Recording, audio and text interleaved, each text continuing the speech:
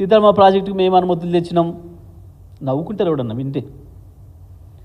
2018లో మొదలైంది కరస్పాండెన్స్. 2018, 2019, 2020, 2021, 2022 వరుసగా 4 సంవత్సరాల కరస్పాండెన్సు కేంద్రంతో అన్ని సంస్థలతో అన్ని డైరెక్టరేట్స్తో మాట్లాడి వరుసగా వస్తున్నాయి అనుమతులు. నేను ఒకటి నేరుగా అడుగుతా ఉన్నా, ఉత్తమ్ కుమార్ రెడ్డి గారికి భవిష్యత్తులో అయినా మళ్ళీ తప్పు మాట్లాడకుండా ఉండడం కొరకు చెప్తా ఉన్నా, కొంచెం అధికారుల నుంచి తీసుకోండి, చెప్పకపోతే దబాయించుండ్రి. ఒక్కటంటే ఒకటి, మీరు వచ్చిన తర్వాత కేంద్రానికి రాసిన ఉత్తరం ఉందా? అది సీతారామ ప్రాజెక్టు కావచ్చు, ఇంకో ప్రాజెక్టు కావచ్చు. అసలు ఇరిగేషన్ రంగం పైన ఒక్కరోజు నువ్వు మీ ముఖ్యమంత్రి అధికారులు పిలిచి కూర్చొని రివ్యూ చేసినరా? సోయిందా అసలు మీకేమన్నా? కృష్ణని తీసుకుపోయి చిన్న అధికారులు కేఆర్ఎంబికి అప్పచెప్పి వస్తే కేంద్రానికి సోయలేదు మీకు. మళ్ళీ బీఆర్ఎస్ మాట్లాడి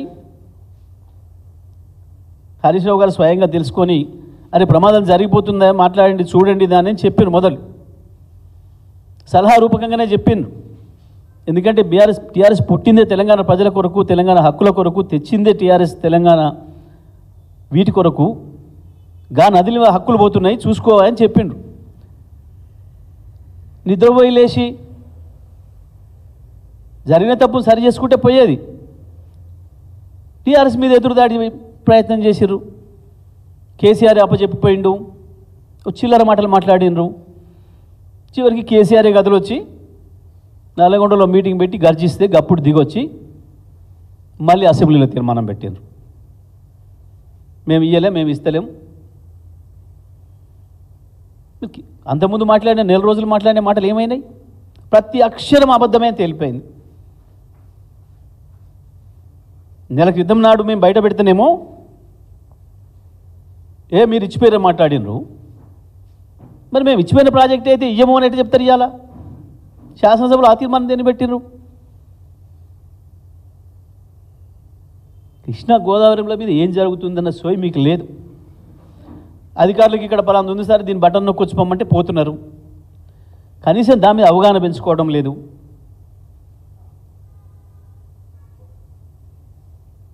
ఉద్యోగం ఇస్తే నోటిఫికేషన్ అడిచిన డేట్ ఉంటుంది.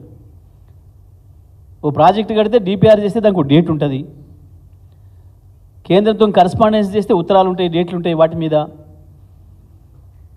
అధికారులు ఎన్నిసార్లు వెళ్ళి వచ్చారో ఢిల్లీకి మొత్తం వివరంగా ఉంటుంది.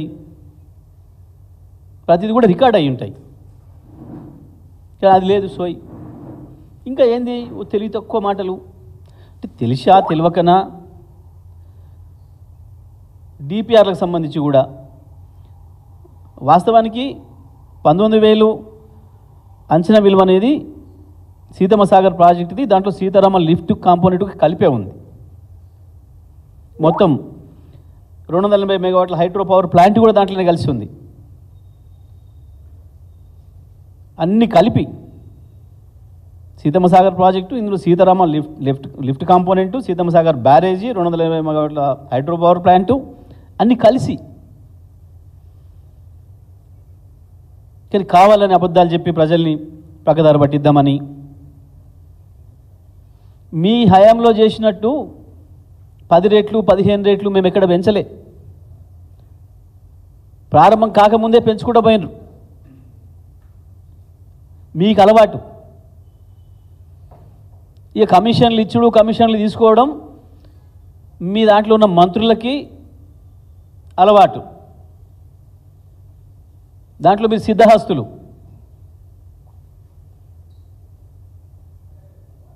అవసరమైన కాడ కమిషన్లు ఇచ్చుడు, అవకాశం వచ్చిన కాడ చుట్టుపట్టి కమిషన్లు గుంజుడు మీకు అలవాటు. మీ అలవాటునే కేసీఆర్ చేసిండేమో, హరీష్ రావు చేసిండేమో, కేటీఆర్ చేసిండేమో, జగదీష్ రెడ్డి చేసిండేమో అని పచ్చకామెర్ల వ్యాధి ఉన్న రోగిలాగా ప్రవర్తిస్తున్నారు. సాక్ష్యాలతో సహా డాక్యుమెంట్లు ఉన్న వాటిలోనే అబద్ధాలు చెప్తున్నారు.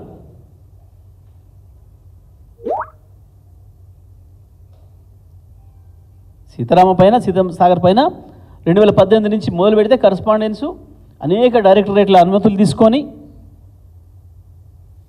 పనులు చేసుకుంటూ వచ్చినాం.